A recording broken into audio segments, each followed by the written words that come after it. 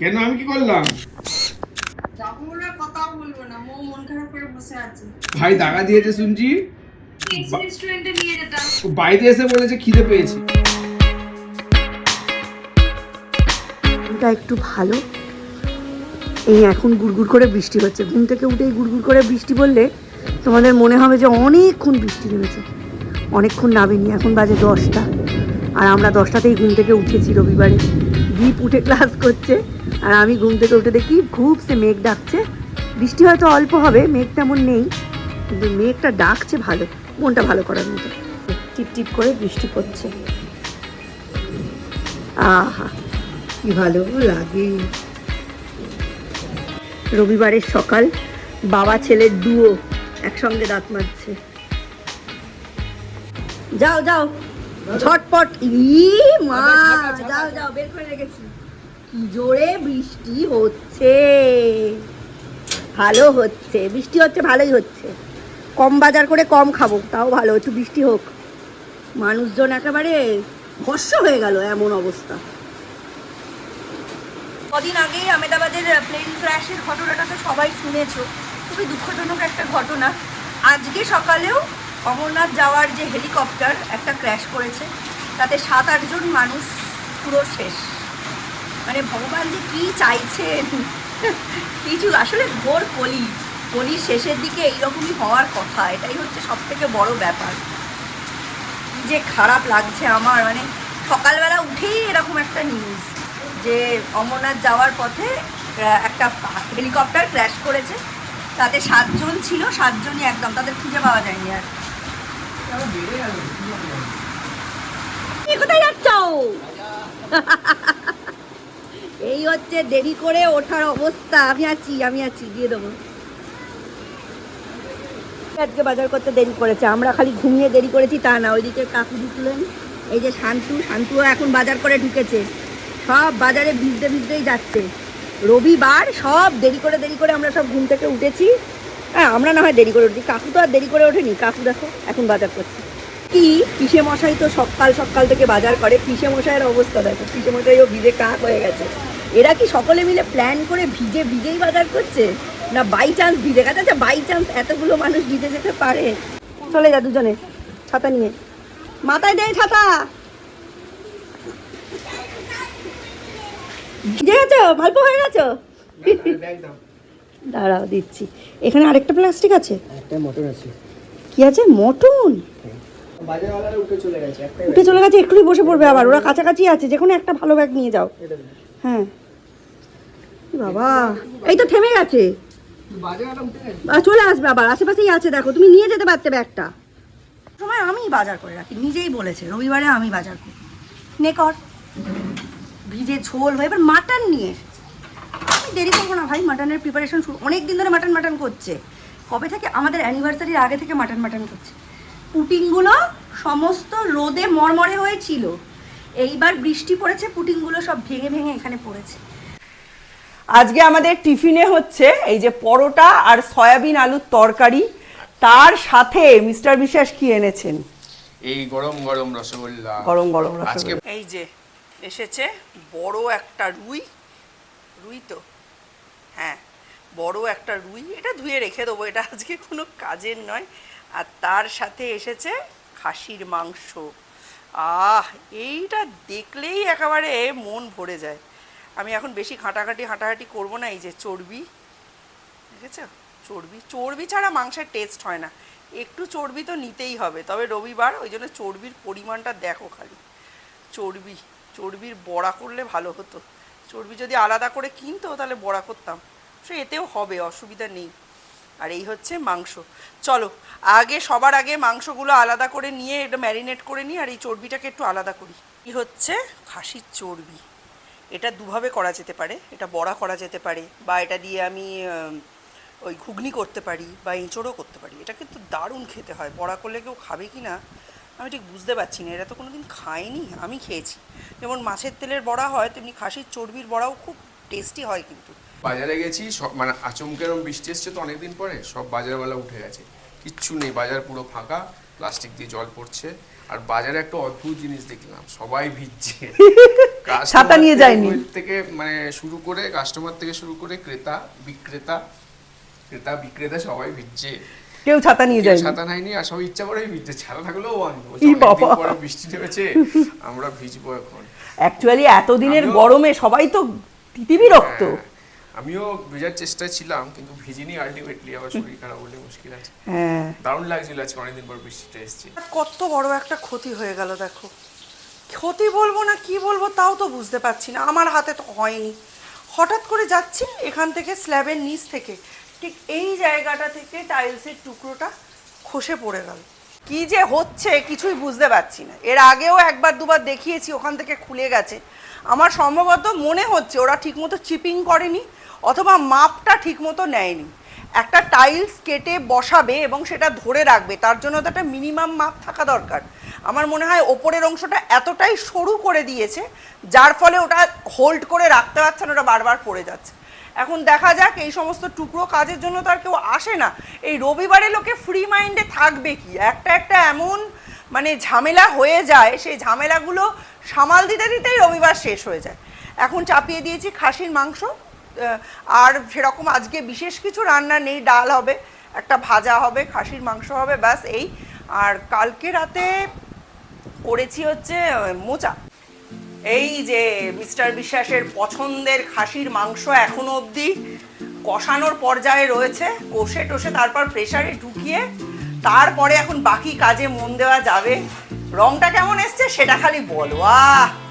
দারুণ, এর রং দেখেই তো পেট ভর্তি হয়ে যাবে, দারুণ দেখতে হয়েছে। মাংসটা তো প্রেসারেই করে নেবো। মাংসের আর রেসিপি কি দেবো, একদম যেরকম তোমরা করো ওরমই আমি করছি, তবে অবশ্যই একটা চর্বির বড়া করব, সেটার রেসিপিটা তোমরা শর্টসে পেয়ে যাবে। এখানে চর্বিটা আলাদা করে রেখে দিয়েছি।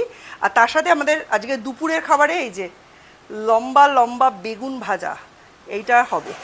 বাবা হয়ে এসছে প্রায়। এইদিকে আমি বেগুন ভাজবো, কড়াই টড়াই বসিয়ে দিয়েছি।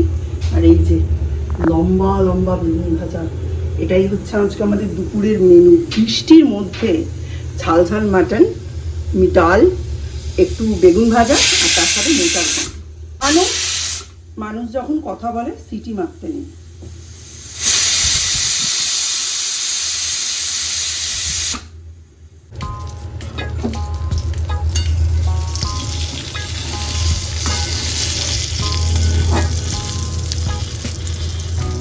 বাবা রান্না বান্না শেষ, এখন স্নানে যাব। সৌর্য এখনো এলো না, সৌর্য বাড়িতে আছে। কিন্তু বাইরের ওয়েদার বেশ ভালো হয়েছে। সকালে এরকম ওয়েদার থাকলে আমরা শান্তিতে বাজারটা অন্তত করতে পারতাম। বাজার টাজার বিগড়ে দিয়ে এখন আলো বেরিয়েছে। আমার রান্না শেষ, খাসির মাংস করেছি, বেগুন ভেজেছি, এখন শুধু ডালটা ফোড়নে দিয়ে করব, ডাল হয়নি এখনও। হ্যাঁ, আর কালকের আছে একটু মোচা আছে আর একটু পেঁপের তরকারি আছে, ওইগুলো বের করেছি। মেনুটা আগেও বলেছি, বাট ইমপ্রুভমেন্টটা হয়নি। সরস্বতীদি অলরেডি কাজবাজ করে চলে গেছে। সরস্বতীদির প্রবল আপত্তি, ওই কারণে আজকে একটা দিনের জন্য ফিনাইলটা অফ রেখেছি। বাবা এত বৃষ্টি হয়েছে, বালতিতে জল জমে গেছে। আর আকাশ বাকাশ এখন করে ঝকঝকে পুরো। তবে আজকে চর্বির বড়া করব, দেখি ওরা কি বলে। আজকে আমার ক্ষেত্রেও প্রথম করা, তবে মেন যেটা সেটা হচ্ছে আমি এটা ফার্স্ট খেয়েছিলাম, আমি তখন ক্লাস 8-এ পড়ি। 8-এ একটা বিয়ে বাড়িতে, পাপু কাকার বিয়েতে আই থিঙ্ক আমরা গেছিলাম কলকাতায়। সেখানে আমাদের মানে ঘটিবাড়ির বিয়ের তৎকালীন যাইয়ে 5 দিন ধরে নিমন্ত্রণ থাকতো। এবার সকাল দুপুর রাত্রি সব সময় হচ্ছে প্রচুর খাসির মাংস আসছে, প্রচুর, যেহেতু চর্বি এরকম জমা হয়েছে। একদিন এঁচড় দিয়ে হয়েছিল, একদিন ঘুগনি দিয়ে হয়েছিল, তারপরেও প্রচুর। তখন তো মুরগি খাওয়ানোর এরকম চল ছিল না। এই সালটা আমি বলতে পারি, সালটা হচ্ছে 1994, ঠিক আছে, আমি 8 তখন।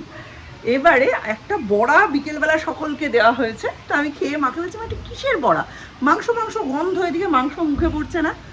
তখন হাম্পি দাদার মা বলেছিল এটা হচ্ছে খাসির চর্বির বড়া। মা শুনে নাক সিটকে ফেলে দিয়েছিল চক্ষুর আড়ালে, মা খায় না এসব। হ্যাঁ, কিন্তু আমার কিন্তু খেতে খুব ভালো লেগেছিল এবং সেইটা আমার মাথায় রয়ে গেছে যে হাম্পি দাদার মা বলেছিল খাসির চর্বির বড়া খেতে খুব ভালো হয়। তো আজকে আমি সেই এক সেম প্রসেসে খাসির চর্বির বড়া করেছি। এখন কোনো কাজকর্ম নেই, এবার স্নান টান করবো। এত গরম না, ভিটকে মার্কা গরম, ভালো করে তো বৃষ্টিটা হলো না এই কথাও বলতে পারছি না, ভালোই বৃষ্টি হয়েছে, কিন্তু গরমটা কমেনি। এই কপাল দিয়ে পড়ছে, শির দ্বারা বেয়ে চলে যাচ্ছে, মানে বিচ্ছিরি অবস্থা এখন। প্রচণ্ড বৃষ্টি হয়েছে, আর বৃষ্টির মধ্যে যদি এক কাপ চাই আমি তোমাকে চাই এরমভাবে কেউ চায়ের সঙ্গে খাসির চর্বির পকোড়া দেয়, মানে খাসির চর্বির বড়া দেয়, তাহলে কেমন লাগবে? প্রেম বাড়বে, প্রেম। দীপের ক্লাস এখনও শেষ হতে অনেক দেরি, 3:30 নাগাদ দীপের ক্লাস শেষ হবে। তো দীপও প্রথম খাবে, দীপকে নিয়েই আমি খুব এনার্জেটিক থাকি, দীপকে নিয়ে, কারণ ও খেয়ে ঠিকঠাক রিভিউ দিতে পারে। ও কিন্তু খাসির চর্বি খায় না, কিন্তু আমি দেখবো বলে কিসের চর্বি দিয়ে বড়া সেটা বলবো না প্রথম, তাহলে দেখবো খায় কিনা।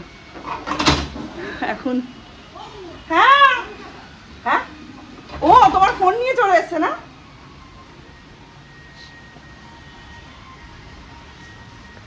ফোন ফোন, হ্যাঁ তাই ভাবছি, ও তো ফোন নিয়ে যায়নি, বাবার কাছে চলে গেছে। হ্যাঁ হ্যাঁ, ওর বাবা ওখানে দাঁড়িয়েছিল। মিস্টার বিশ্বাস আজকে বলেছিলেন উনি রান্না করবেন। কেন রান্না করতে দিইনি জানো? কারণ এখন তো আমি খুব মাপা তেলে রান্না করছি, অল্প তেলে সময় নিয়ে ধীরে ধীরে কষিয়ে কষিয়ে রান্না করছি। আজকে আমি প্রায় 200 গ্রাম মতো তেল নিয়ে শুরু করেছিলাম, এই যে এইটুকুনি শেষ হয়েছে, জাস্ট এক কর। এই তেলে আমি পুরো মাটন করেছি, আলু ভেজে মাটন করেছি, প্লাস তার সাথে বেগুন ভেজেছি 4 পিস। এখন আমি আবার ফোড়নেও দেবো, মানে ডালটা ফোড়নে দেবো, তাতে হয়তো একটু লাগবে। কি সুন্দর করে করেছি, আমি নিজেই অবাক হয়ে যাচ্ছি যে এত কম তেলেও হয়, তাহলে আমরা কত বেশি তেল খেতাম। অল্প একটু তেল দিয়ে আগে আলুটা ভেজে মাটনটা মশলা দিয়ে আগেই ম্যারিনেট করে রেখেছিলাম, সেটা দিয়ে দিলাম। তারপরে ঢাকা চাপা দিয়ে যখন লাগছে এই ক্যাপ করে 1 ক্যাপ করে দিচ্ছি, কিংবা পলা করে 1 পলা করে দিচ্ছি। এই রকমভাবে দিয়ে দিয়ে আমি মাটনটাকে একবার করে দিচ্ছি, পলা করে তেল, একবার নাড়িয়ে দিয়ে ঢাকা দিয়ে দিচ্ছি, আবার 2-3 মিনিট পরে খুলছি, আবার 1 পলা তেল দিচ্ছি যদি লাগে, তারপর আবার একবার নাড়িয়ে দিয়ে ঢাকা দিয়ে দিচ্ছি। এই করতে করতে 20 মিনিট ধরে কষালাম, আমার 4 পলা মতো তেল লাগলো। হ্যাঁ, আর 2 পলা তেলে আমি আজকে বেগুন ভেজেছি, নুন হলুদ লঙ্কা গুঁড়ো আর 1 পলা তেলে আমি বেগুনটা মাখিয়ে রেখেছিলাম, আর 2 পলা তেল দিয়ে আজকে আমি বেগুন ভেজেছি। কি ভালো ভাজা হয়েছে বেগুনটা, একদম ঢাকা দিয়ে। উপরন্তু বেগুনটাকে চারিদিকে সরিয়ে দিয়ে ঢাকা দিয়ে আমি খুন্তিটা মধ্যিখানে গুঁজে আমি রেখে দিয়েছিলাম, এতটা তেল আবার জমা হয়েছে। আর এই যে কম্পিউটারের পার্টস বিক্রি করা 400 টাকা, এইটা যদি মিস্টার বিশ্বাস বাড়িতে না থাকতেন আমি 500 টাকায় বিক্রি করতাম। 500 বলে 450 475 তো অবশ্যই বিক্রি করতাম। তাই হোক, যা পেয়েছি 400 টাকা পেয়েছি, এই 400 টাকাটা আমার কাছে সেভিংস হিসাবে রয়ে গেল। মনে করো তোমার হয়তো অনেকগুলো ব্যাগ, হ্যাঁ হ্যান্ড ব্যাগ অনেকগুলো, এবার নতুন হ্যান্ড ব্যাগ, নতুন সেশন স্টার্ট হয়ে গেছে, সেগুলো নিয়ে তুমি খুব ব্যস্ত। হঠাৎ করে পুরনো ব্যাগ ডিসকার্ড করতে গিয়ে চেন খুলে 50-60 টাকা পেয়ে গেলে কি 100 টাকা পেয়ে গেলে কি মজা লাগে না? আমার হেভি মজা লাগে। আমার মনে হয় আমি লটারি পেয়েছি, লটারি পেলেও এত খুশি হই না আমি পুরনো ব্যাগের চেন খুলে যদি আমি টাকা পাই। ওটা আমারই টাকা, আমিই পেয়েছি, তা সত্ত্বেও একটা মজা পায়, মনে হয় এইটা দিয়ে বিশাল কিছু করে ফেলবো। ওকে, কুকুরগুলোকে একটু মাংস ভাত মেখে দিয়েছি, দেখি খাই কিনা। খাও, খেয়ে নাও, খেয়ে নাও, খেয়ে নাও, খেয়ে নাও।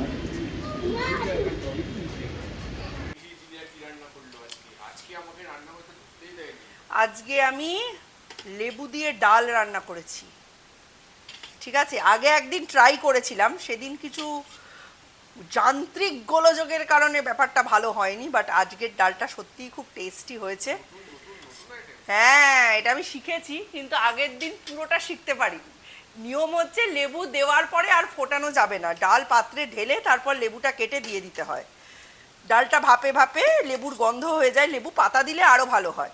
তো যাই হোক, এই হচ্ছে ডাল, তার সাথে আছে এই যে মোচার ঘন্ট, আর পেঁপের তরকারি করেছি, ওটা আর দেখালাম না। আর আরেকটা স্পেশাল জিনিস আছে, সেটা হচ্ছে এইটা, লম্বা লম্বা বেগুন ভাজা। বিয়ে বাড়িতে আগেকার দিনে এইরকম বেগুন ভাজা হতো। আর তার সাথে আজকের টপ ডিশ এই যে মাটন, আজকে মাটন দিয়ে খাবো। আর তার সাথে আছে আরও একটা জিনিস, সেটা এখনো রেডি হয়নি, সেটা হচ্ছে মাটনের চর্বির বড়া। চর্বির বড়া ভাজছি, এই যে চর্বিগুলোকে পিস পিস করে কেটে একদম আদা বাটা, পেঁয়াজ বাটা, রসুন বাটা, কাঁচা লঙ্কা বাটা এইসব দিয়ে মাখিয়ে রেখেছি। নুন হলুদ তো দিয়েইছি। আর তোমাদের যদি মনে হয় যে গন্ধ বেরোতে পারে তাহলে তোমরা কিন্তু এর মধ্যে 2-1 ফোঁটা লেবুর রসও দিতে পারো। তারপর কিছুই না, অ্যারারুট বা ময়দা দিয়ে কোটিং করে এটাকে ভাজতে হবে। এটার মধ্যে কোনো বেসন যাবে না বা চালের গুঁড়ো যাবে না। চলো এবার এগুলো ভাজি। 7-8টা হবে, বেশি হবে না, তবু চেষ্টা করছি। লাইফে ফার্স্ট টাইম আমি ভাজছি, খেয়েছি কিন্তু ভাজিনি, এবারে চেষ্টা করছি। বাবা রে বাবা, মাধ্যমিক পরীক্ষার মতো টেনশন হচ্ছে। এটা যখন খেয়েছি তখন আমি ক্লাস 8-এ পড়ি, আর এখন চেষ্টা করছি যখন বড় ছেলে 8 পাস করে।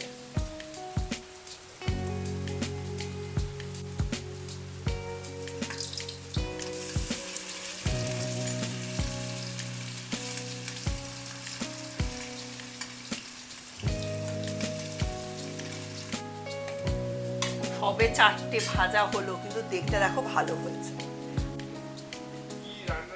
ধোঁয়া ওঠা গরম ভাত, তার সাথে লাল লাল ঝাল ঝাল মাটন, তার সাথে চর্বির বড়া, মোচার ঘন্ট, ও মুগের ডাল। এটা তো লেট জামাই ষষ্ঠী। কি গরম গরম ভাত, দেখো লোভ দিবে না, পেট খারাপ হবে। আজকে লাঞ্চে অনেক কিছু আছে, এমনিতে তো নর্মাল জিনিসপত্র আছে, মোচা, বেগুন ভাজা, এটা হচ্ছে পেঁপে, ডাল, বাট দুটো যে স্পেশাল জিনিস দুটো আছে, ওটা হচ্ছে একটা হচ্ছে মাটন, আর একটা হচ্ছে এই মটনের চর্বির বড়া। এটা একটা খেয়ে দেখতে হবে, একটু খেয়ে দেখি।